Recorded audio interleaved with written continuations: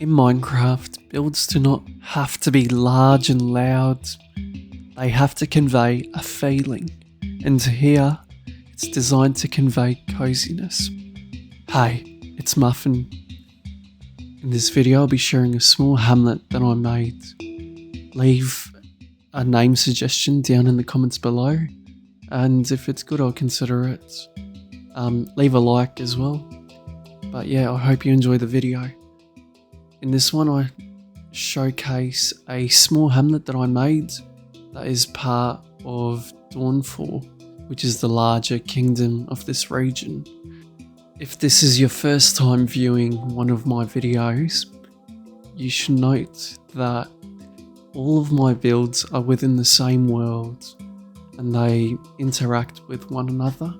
So Dawnfall is one of the largest kingdoms in the central kingdom on this continent, and it is predominantly this medieval, typically medieval style build. So given that people relocate and find aesthetic locations and inhabit those areas, I made this hamlet to show that growth of that population, how they've moved around and explored the realm and have come to live in this small valley. If we examine the real world, geographical features are key in where a population resides. See, a valley functions as a natural fortification, with the walls being the mountains, protecting from any invaders as well as the elements. This small hamlet, although it has a church, was quite inspired by Hallstatt and also Lauterbrunnen in Switzerland. When I went to Europe, a lot of these small hamlets or towns being scattered around. When I build, I try to bring in aspects of realism to kind of make my own builds feel more alive. And I feel that one of the easiest ways is to provide your population a water source. So here I have water that is melting from the glaciers and joining the river systems, being the direct water source for both the people living in this small hamlet, as well as any of the farm animals or water that is needed for the crops. The second thing that is necessary is the food. With there only being about 8 houses, making the population around 40 people, of various age of course, there is a lower demand for foods, and so a few crops and livestocks, in my opinion, is sufficient.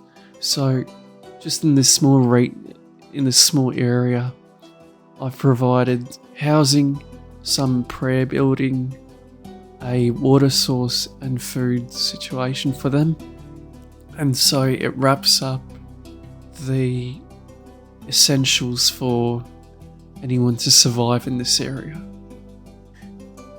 When creating this village, I really wanted to try and make it as cozy as possible, and part of that was by adding small unique features, and one of them are these frogs that are just scattered around the village, so that when you walk you can feel as if though it is a very comfortable small area, with frogs being quite cute and the presence of a valley itself. Now with every city or town or village, obviously it hasn't just spawned in, and that's one of the issues I had when I was initially building, and I actually forgot to make it, so I'll just quickly make it now. That being a cemetery. A cemetery shows that this area has been lived in, that people will be utilizing their land properly and living there for multiple generations. And the size of your cemetery, the amount of graves, they all contribute to conveying how old your village has been and the population of it.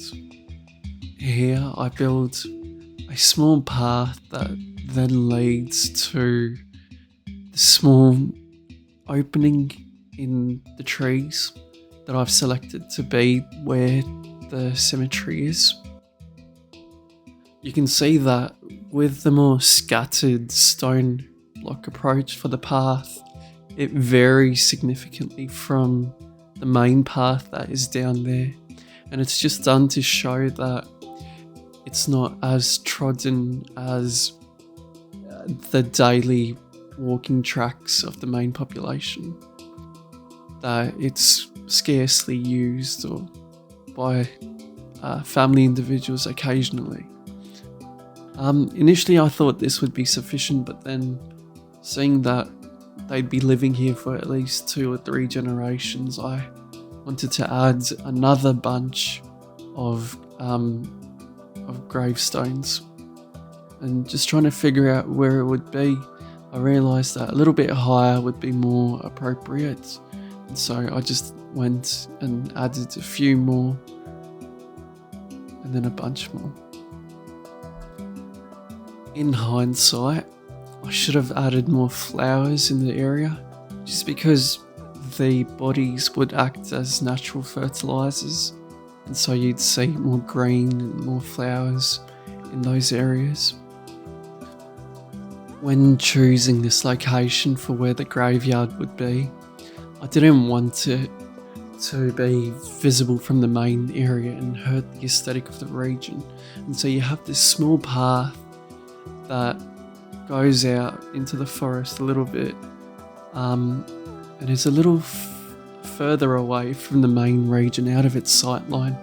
And I guess a additional factor as to why it would be a bit further away is just so that if there's any predatory wildlife that may get attracted by those decaying bodies and the smell, it doesn't come to the city itself. If you're enjoying the video, do leave a like. It does help with the algorithm, but more importantly, it shows to me that my viewers are connecting to what I'm uploading. But going back to the hamlet itself, in the rain especially, there is so much aura to the build.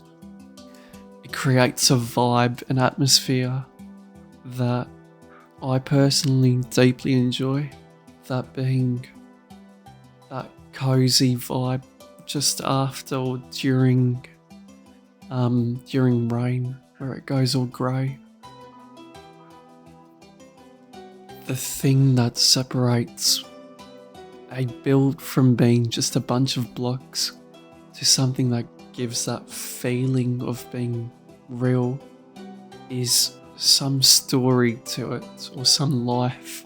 And so whilst it does have a very realistic appearance to it, it is currently lacking a story.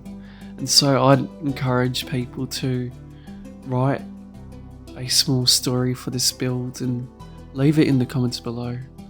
But yeah, if you did enjoy the video, please do leave a like.